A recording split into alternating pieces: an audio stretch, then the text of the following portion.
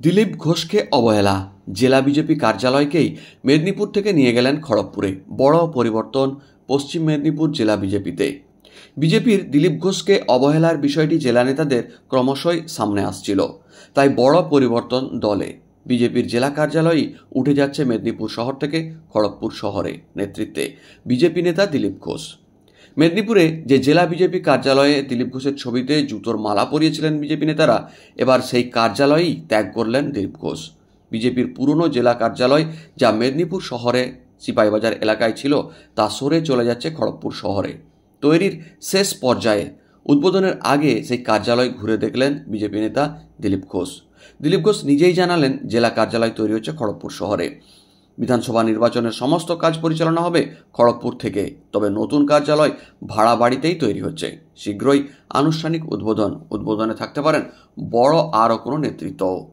উল্লেখ করা যায়, চলতি বছরের 30শে এপ্রিল রাজ্য সরকারের উদ্যোগে দীঘাতে জগন্নাথ মন্দিরের উদ্বোধন কর্মসূচিতে হাজির হয়েছিলেন বিজেপি নেতা দিলীপ ঘোষ, যেখানে মুখ্যমন্ত্রী মমতা বন্দ্যোপাধ্যায় উপস্থিত ছিলেন। সেখানে বেশ কিছুক্ষণ মমতা বন্দ্যোপাধ্যায়ের সঙ্গে খোশ মেজাজে সাক্ষাৎও করেছিলেন। সেই ছবি ভাইরাল হয়। তারপরে রাজ্য জুড়ে বিজেপির অন্দরে তোলপাড় পরিস্থিতি তৈরি হয়ে গিয়েছিল। বিজেপির অনুগামীরা শাসক দলের শীর্ষ নেত্রী মমতা বন্দ্যোপাধ্যায়ের সাথে দিলীপ ঘোষের এই ধরনের খোলামেলা সাক্ষাৎকার পছন্দ করেনি। দলের মধ্যে বিজেপির দিলীপ ঘোষ বিরোধী গোষ্ঠী বিষয়টিতে ঘি ঢালেন। তাতে রাজ্য জুড়ে দিলীপ ঘোষকে দলের কর্মীরাই কোণঠাসা করে দিয়েছিলেন বলা ভালো। ঘটনার পরে 1 মে 2025 সালে মেদিনীপুর শহরের জেলা বিজেপি কার্যালয়ের সামনে দিলীপ ঘোষের বিরুদ্ধে বিজেপির কর্মীরাই পোস্টার দিয়ে দিয়েছিলেন। দিলীপ ঘোষের বিরুদ্ধেই এই পোস্টার দেওয়া হয়েছিল। দিলীপ ঘোষ অনুগামী বিজেপি জেলা সভাপতি সমিত মণ্ডল বিজেপি কার্যালয়ে ওই দিন হাজির হতেই বিজেপি কর্মীদের একটা বড় অংশ আক্রমণ করেছিল তার গাড়িতে। ভাঙচুর করা হয়েছিল। সন্ধ্যের সময় জেলা বিজেপি কার্যালয়ের গেটে দিলীপ ঘোষের ছবি টাঙিয়ে তাতে জুতোর মালা পরিয়ে দেন কর্মীরাই। জুতো মেরে বিক্ষোভ পর্যন্ত দেখিয়েছিলেন বিজেপি নেতাকর্মীরাই দিলীপ ঘোষের ছবিতে। এখানে শুভেন্দু অধিকারী জিন্দাবাদ স্লোগানও দিয়েছিলেন বিজেপি কর্মীরা। দিলীপ ঘোষ দূর হাঁটো স্লোগান দিয়েছিলেন সেই সমস্ত বিজেপি ক্ষুব্ধ কর্মীরা।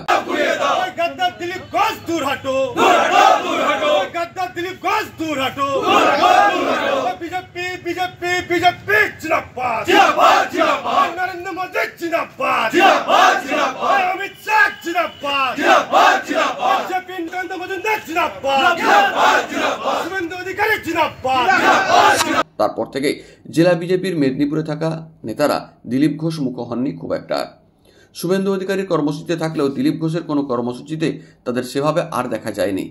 দুদিন আগেও মেদিনীপুর শহরে দিলীপ ঘোষের নেতৃত্বে ইউনিটি মার্চ অনুষ্ঠান তথা বল্লভভাই প্যাটেলের জন্মদিবস অনুষ্ঠান করা হলেও সেখানে বিজেপির বড় নেতা বা জেলা স্তরের নেতারা শুভজিৎ রায়, অরূপ দাস, শঙ্কর গুছাইদের মতো নেতাদের কাউকেই দেখা যায়নি। ছোটখাটো গুটি কয়েক কর্মীদের নিয়েই কর্মসূচি সেরে খড়গপুরে ফিরে গিয়েছিলেন দিলীপ ঘোষ। এবার তারপরেই মঙ্গলবার নতুন কার্যালয়ের ঘোষণা দিলীপ ঘোষের। খড়গপুর শহরের একটি ভাড়া বাড়িতেই সেই সুবিশাল কার্যালয় তৈরির প্রায় শেষ পর্বে। দিলীপ ঘোষের অবশ্য ব্যাখ্যা, পুরনো কার্যালয় ছোট হয়ে গিয়েছিল, তাই নতুন কার্যালয়ের বড় আকারে উদ্বোধন হচ্ছে। আমাদের মেদিনীপুর সাংগঠনিক জেলার পার্টির অফিস হিসাবে মেদিনীপুরে এই খড়গপুরেতে যে ভাড়া নেওয়া হয়েছে অফিস, এখন উদ্বোধন হয়নি। সেই অফিসটা আমরা এখানে দেখতে এসেছিলাম। ব্যবস্থা এখানকার ঠিকঠাক হচ্ছে। আমি কোনো পদাধিকারী নেই যে আমার ছবি থাকবে। খড়গপুর শহরে বিজেপি কর্মী সমর্থকের মধ্যে একটা বিভ্রান্তি তৈরি হয়েছে। আগামী দিনে তো নির্বাচন আছে, হিরণকে সমর্থন করবেন, আপনাকে সমর্থন করবে, এই নিয়ে একটা হিরণ আমাদের এখানকার সিটিং এমএলএ আছে। এখন যতদিন ইলেকশন হচ্ছে, ইলেকশনে কে ক্যান্ডিডেট হবে সেটা তো পার্লামেন্টারি বোর্ড ঠিক করবে। খালি খড়গপুর নয়, সারা পশ্চিমবাংলায় 294টা বিধানসভায় ক্যান্ডিডেট দিল্লিতে পার্লামেন্টারি বোর্ড আছে, আর এখানকার প্রেসিডেন্ট আদি যারা আছেন তারা ঠিক করবে। তো যখন নির্বাচন আসবে, নাম ঘোষণা হবে যে ক্যান্ডিডেট, তার জন্য পুরো পার্টি লড়াই করবে।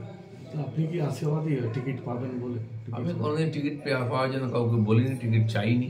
পার্টি আমাকে দুবার আমার ইচ্ছায় টিকিট দিয়েছে, দ্বিতীয়বার আমার ইচ্ছার বিরুদ্ধে টিকিট দিয়েছে। তো আমি সেবার লড়তেও চাইনি, কিন্তু পার্টি বলেছে লড়তে, আমি লড়েছি। তো সেই জন্য পার্টি যদি আমাকে বলে যে ইলেকশন লড়ো, তো আমি লড়বো। কারণ আমি তো প্রথম থেকে ইলেকশন করতে আসিনি, আমি সংগঠন করতে এসেছিলাম। আজকে বাংলায় সংগঠন দাঁড়িয়েছে। যদি পার্টি টিকিট না দেয় কি করবে? দেবে না। আমি গতবারই বলেছিলাম আমি ইলেকশন লড়বো না। তো পার্টির ডিসিশন পার্টির কাছে, আমি একজন সাধারণ কর্মী হিসেবে পার্টিতে কাজ করছি। আগামী দিনে করবেন? আগামী দিনে করছি, যতদিন রাজনীতি করার ইচ্ছা হবে করবো, বা প্রয়োজন থাকলে। তারপর সারা জীবন তো কেউ রাজনীতি করে না। তো বিষয়টাকে কটাক্ষ করেছে তৃণমূল। জেলা যুব তৃণমূলের সভাপতি নির্মাল্য চক্রবর্তী বলেন, শুভেন্দু অধিকারী ও দিলীপ ঘোষের লড়াইয়ের ফল এটা। কে 1 নম্বর হবে আর কে 2 নম্বর হবে, সেই লড়াই করতে গিয়ে এই অবস্থা হয়েছে। প্রথম কথা হচ্ছে, বিজেপিতে যবে থেকে শুভেন্দু অধিকারী গেছে তবে থেকে শুভেন্দু অধিকারী চেষ্টা করে যাচ্ছে কি করে 1 নম্বর জায়গা বিজেপিতে নেওয়া যায়, এবং ওদের 1 নম্বর জায়গায় কে থাকবে, দিলীপ ঘোষকে কি করে সরাবে, সুকান্ত কিভাবে সরবে, এর পুরো মাস্টার মাইন্ডই শুভেন্দু অধিকারী। এবং শুভেন্দু অধিকারী যে দলে যাবে সেই দলেরই সর্বনাশ করার জন্য উঠে পড়ে লাগবে।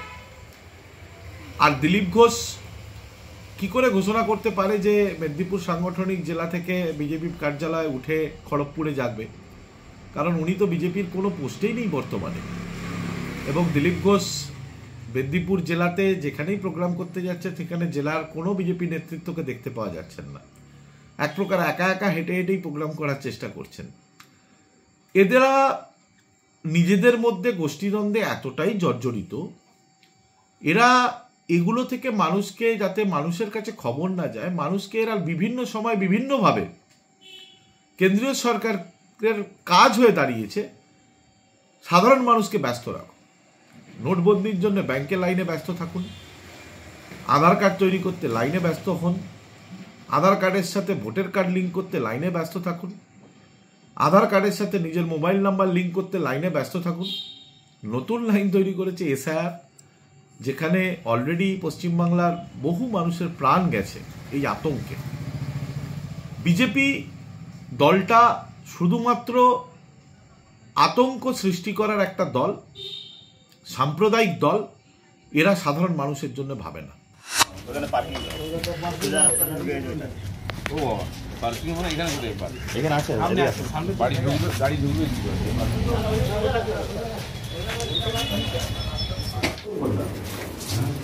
আরেকটা জিনিস ভালো হয়েছে যে ম্যাক্সিমাম রুমের সঙ্গে বাথরুম আটকে যাচ্ছে।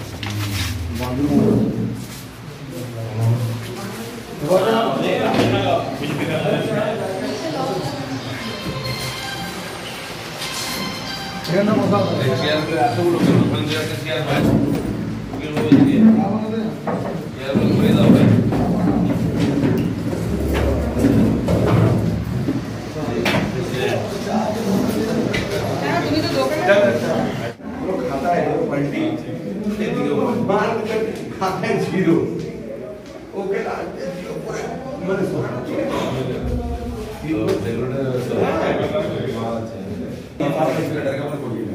এই যে বাড়িটা করেছে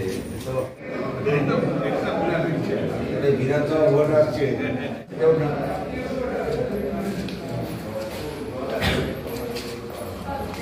আমি তো সারা ন্যাশনাল হাইওয়ে মনে হয় চাকা চাকা রাঁচি बहुत पहले एक बार क्या था ये